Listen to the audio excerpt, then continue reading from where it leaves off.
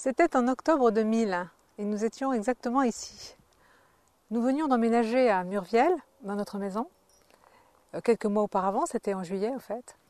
Et on a à peine eu le temps de s'installer, les cartons étaient encore dans le garage et dans la maison, un peu en vrac.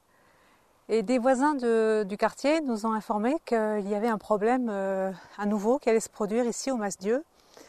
Donc vraiment très très près de Murviel et du Mas de Garinck, à l'endroit où on habite maintenant. Avec à nouveau un essai d'implanter ici un centre de traitement des déchets, de recyclage des déchets, donc une sorte de décharge géante qui concernerait toute l'agglomération montpelliéraine. Donc on s'est assez vite mobilisé, on a monté une association pour étudier le problème et voir effectivement si c'était viable ou pas pour le coin. Et on s'est rendu compte rapidement que c'était ici une zone, le Mas-Dieu, de 570 hectares de zones naturelles à préserver, importantes, avec une garrigue intéressante en termes de préservation de la nature et des espèces.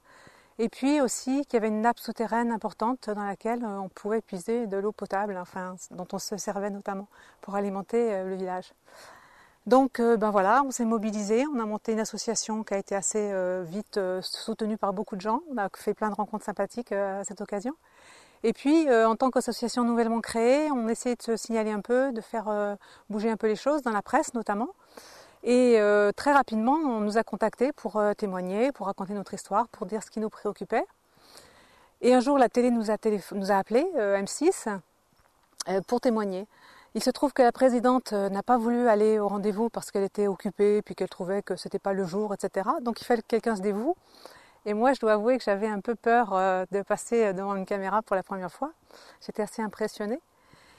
Et le journaliste m'a amenée ici, avec sa caméra, son matériel de reportage.